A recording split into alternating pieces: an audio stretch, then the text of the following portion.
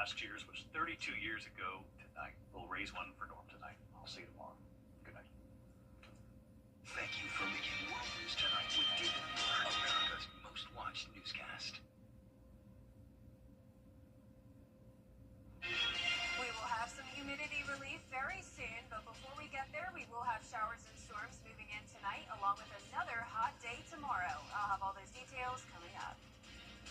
Right now on News Channel 6 and 7, support continues to pour in for the fallen Columbia County deputy. A live look at first responder night at SRP Park. Also ahead, a tiny home community coming to Aiken County. It might be on hold now, the latest on the developments. And a closer look at the progress on the James Brown Arena and the new name associated with it as your news at 7 starts now. Live from Television Park, this is WJBF News Channel 6 at 7. Good evening, everyone. I'm Dee Griffin. Thanks so much for joining us. Coverage you can count on begins at 7 with breaking news in Augusta. Several Richmond County deputies at Riverwatch Parkway and 15th Street for an investigation. We are awaiting official word from law enforcement office about the nature of the investigation, but we are told that the hot team for the Richmond County Sheriff's Office is on the scene, and they are working on getting us more information about what is going on. And be sure to tune in to News Channel 6 as well as WJBF.com for the latest. And coverage you can count on continues as it's First Responders Night at tonight's Green Jackets game. They held a moment of silence before the first pitch to honor fallen Columbia County Sheriff's Deputy Brandon Sykes. The Green Jackets will also auction off a jersey signed by the entire team as well as other raffle items given by the community. A portion of those proceeds will be donated to support the families of Deputy Sykes and Deputy Gavin White, who was also shot on April 26th through a nonprofit called Fire K. The Augusta Public Safety is going to have a color guard out as they walk on the field to salute the flag and honor America. And as we do that, to finish that up, we'll have a moment of silence, the tragedy that happened a few weeks ago in Columbia County. We'll have a full recap of First Responders Night at SRP Park coming up at 10 and 11. Reward money is now being offered for an arrest in the killing of an Allendale County student. 17-year-old Andre Gadsden was a senior at Allendale Fairfax High School. He was supposed to graduate later this month. Gadsden was shot early Sunday morning. The cash reward is being offered by the South Carolina Law Enforcement Division. If you have any tips, contact their Special Victims Unit at 866-472-8477. Richmond County deputies are getting some patrol car upgrades. Each car will have 45-degree angled light bars for better visibility, louder sirens, and additional safety upgrades to better protect deputies and citizens. The upgrades are needed as some vehicles in the fleet are more than 15 years old. You know, I think the biggest takeaway from this is the improved overall safety, and that's the purpose of the light bars and the sirens. You know, the vehicles themselves, they pretty much stay the same as far as the build of them, the interior. We're just seeing the positive part of the exterior of the vehicle, which is where the safety part comes from. The Sheriff's Office says this is the beginning of a safer, smarter, and more effective law enforcement presence. Well, time now for a first look at our weather with Chief Meteorologist Jenna Petracci, and it was a beautiful, sunny, warm day. Yep, definitely warm. Yes. A little too warm for this time of the year, but we'll start to see those temperatures cool down as we go throughout the rest of the work week. But right now on satellite and radar, the reason for the warm temperatures is this warm front to the north of us. We also have a cold front, though, to the west, and in between that warm and cold front, that's where we have the severe weather happening. Unfortunately, we had rounds of severe weather last night with some very deadly storms, and we are seeing more tornadoes pop up now across the Tennessee Valley down to northern Louisiana. Now, don't worry, this activity will be moving into our area, but it will be weakening significantly as we head into the overnight hours. So there's an enhanced risk, level 3 out of 5, of severe weather stretching into the western half of the Atlanta metro. For our neck of the woods, it's a much lower risk. Most of us just under a marginal, in some places in the CSRA, not even under a threat at all. We'll get into that more so in the full forecast, but right now on our Terry Limbro Hyundai Skyview cam, the first pitch is happening in just 2 minutes against the Charleston River Dogs, 89 degrees. By the time the game is starting, 86 by the 8 o'clock hour, and then we'll be dropping down into the lower 80s by 9 p.m. not expecting any rain for the game tonight. We had a high of 94 today, just 3 degrees away from our record of 97, and 94 also matches our high temperature we had last week, which also came close to beating our record. Around the CSRA, we're currently in the upper 80s to lower 90s. Augusta at 90, 89 in McCormick, Aiken at 87, 91 in Wrightsville, and 88 in Edgefield. Dew points are starting to fall. We have some upper 50s, so with these dew points, it's not feeling too much hotter than the actual air temperature. We're at least not seeing a heat index of around 100 today. Winds are coming out of the southwest, though, and that's still bringing in some moisture. Winds up to around 10 miles per hour with the chance of rain and storms tonight, bringing some gustier winds early Wednesday morning. I'll have more details coming up shortly, but back to you, Dee. All right, we'll see you then. Thanks so much. Heading into the hottest time of the month, some good news for Georgia Power customers. The company is looking at freezing rates for the next 3 years. The agreement is an extension of a 2022 agreement that saw rates increase over 3 years, the last one coming in January of 2025. The new agreement would keep current rates frozen until 2028. It also allows Georgia Power to make sure power production and rates remain stable as the power company continues to recover lost revenue in the wake of Hurricane Helene. A hearing is set for today before the Public Service Commission with a vote sometime after that. Demolition of the old James Brown Arena is done, and now engineers are getting ready to start building the new one. Graham Lee has the story. The area behind me doesn't look like much now, but just a year ago, it was the home of the old James Brown Arena. Now, engineers and the Augusta Coliseum Authority are giving updates on the biggest project in Augusta's history.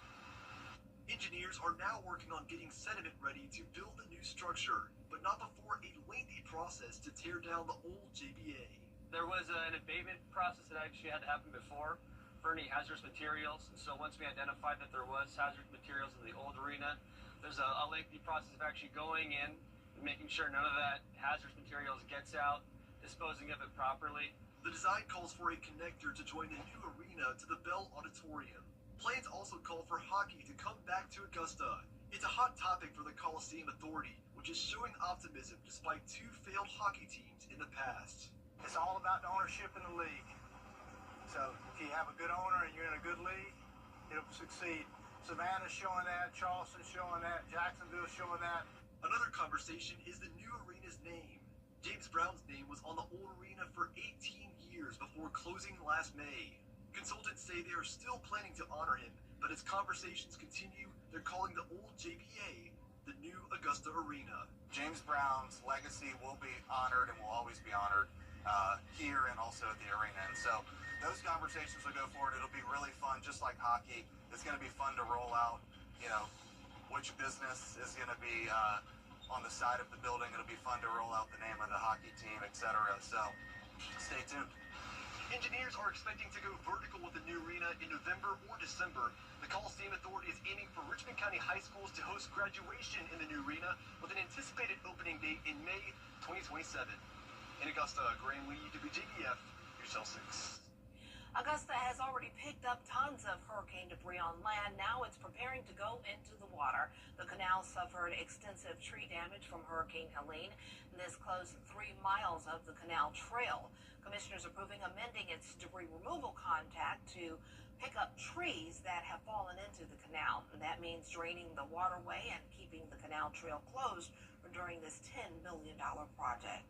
We have to prepare to dewater the canal, get the contractors mobilized. We've got to bid the contract still, along with the repair diagram, and then they've got to go do all that work. Our original estimate was 3 months of downtime. During that time, we're going to shorten it as much as we can.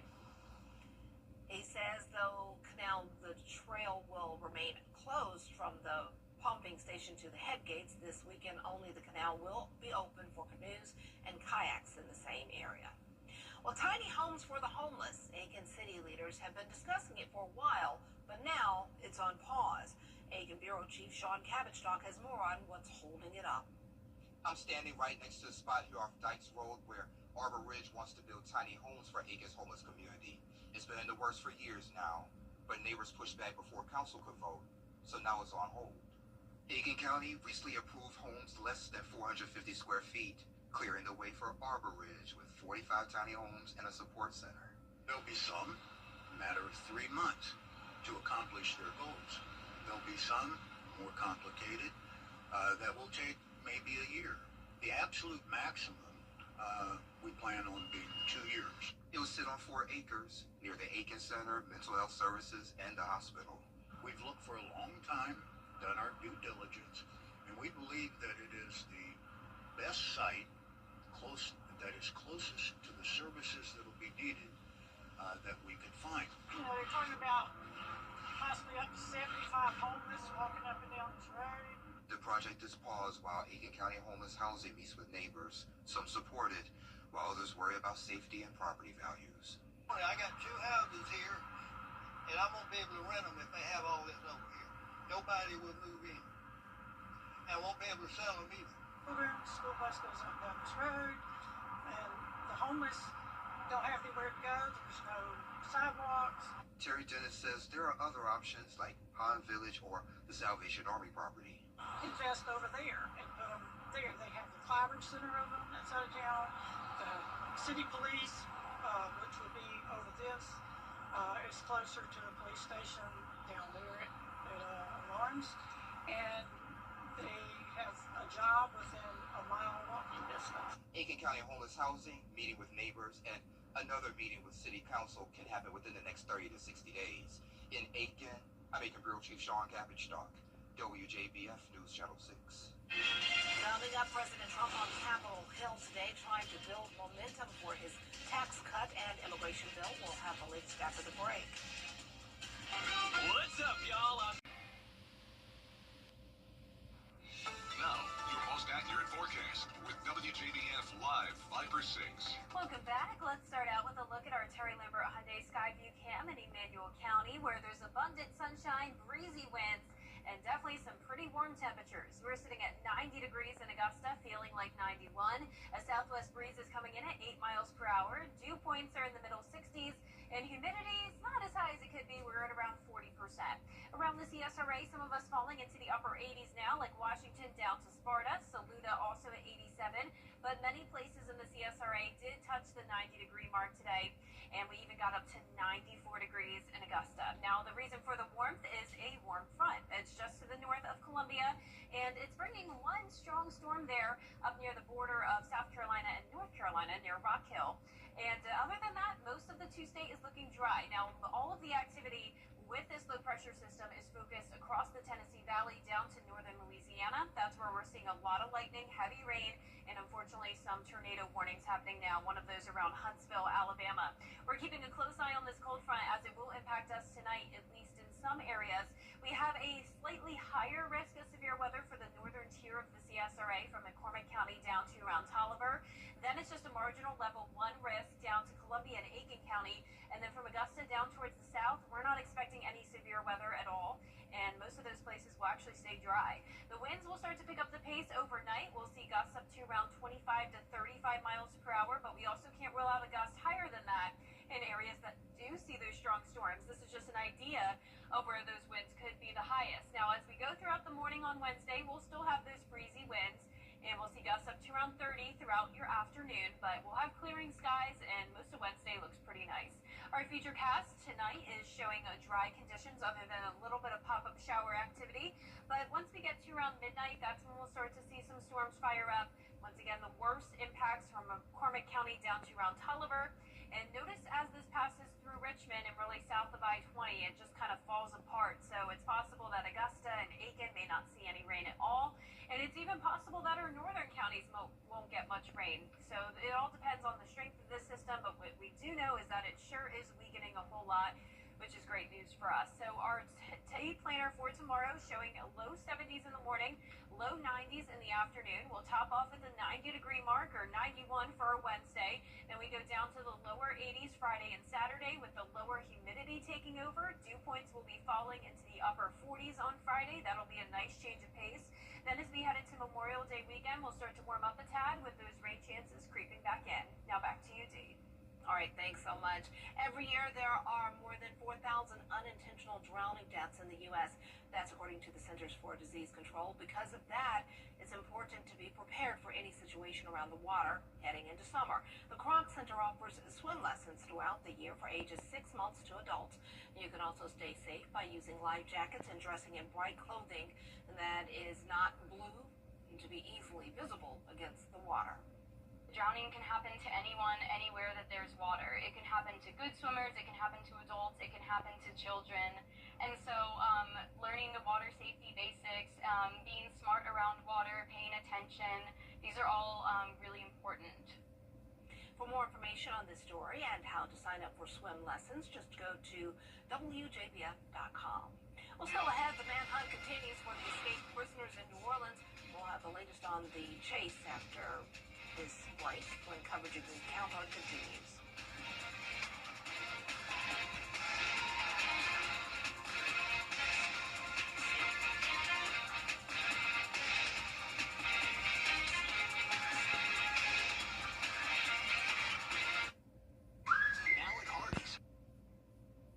How do you become the largest outdoor power equipment center in the CSRA? For over 54 years, Harry's Equipment Center has been your local authorized dealer for parts, equipment, and service for brands like Toro, Steel, Husqvarna, and many more. Grilling is your thing. Harry's also has you covered with brands like Green Egg, Yoder Smokers, and Pits and Spits, along with a vast assortment of sauces and seasonings. We're your ultimate grilling destination. Harry's has all your outdoor power equipment and grilling needs covered under one roof. My father told me a story once. It really put things into perspective. He told me that when he first started, he was under a house and it was super late at night and it was cold and all these pipes all over town were freezing and bursting. And he said it was so cold he couldn't even bend his hands. That moment for me tested whether you're really going to serve, whether you really mean business, or whether you're just kind of in this for convenience or comfort. And I continued to work at that house until I fixed every leak. Brought to you locally by Busby's Heating and Air, celebrating their 80th anniversary. When quality matters, call Busby's, trusted since 1945. We've got the keys to your next ride at Gerald Jones Subaru. Lock in Memorial Day savings all month long on your favorite new models, like a new 2025 Subaru Crosstrek Premium lease for $300 a month, or a new 2025 Subaru Outback Base for $309 a month. Looking to sell? Bring in a written offer and get $500 more for your trade. We love to make you smile at Gerald Jones Subaru. Visit for limited time Memorial Day savings online at GeraldJonesSubaru.com. We've all heard the rule, no television before bed, but if you have trouble falling asleep, you might reach for the remote or turn on some music. Now, new research shows that falling asleep to your favorite show can have its benefits. If you're struggling to fall asleep, finding something to help your brain decompress can help soothe your mind. Experts say the key is to find something that isn't distracting enough to keep you engaged and awake. I watch my favorite shows before I go to bed, so I'm a fan of TV, so. Me too. Every night I have to get an episode in, but my favorite shows have a lot of violence in them, so I have to turn it off. No, I can't watch anything violent before. I watch the show Girlfriends, or I watch The Golden Girls, or Frasier. Those are my three go-to. Meanwhile, I'm on Sons of Anarchy. No. I love Prison Break. No. I would Breaking Bad. I would have dreams about those. And I do. It's a little rough, but I love it too much. Well, our forecast is showing some nice weather as we go into the end of the work week, but first we have those storms moving in overnight. Oh, wow. We'll be tuned into you all overnight. Just hopefully the storms don't give us nightmares. Yes, exactly. I'm scared when they say storms. I'm still like hurricane. We're not going to talk about that. Have a good night, y'all.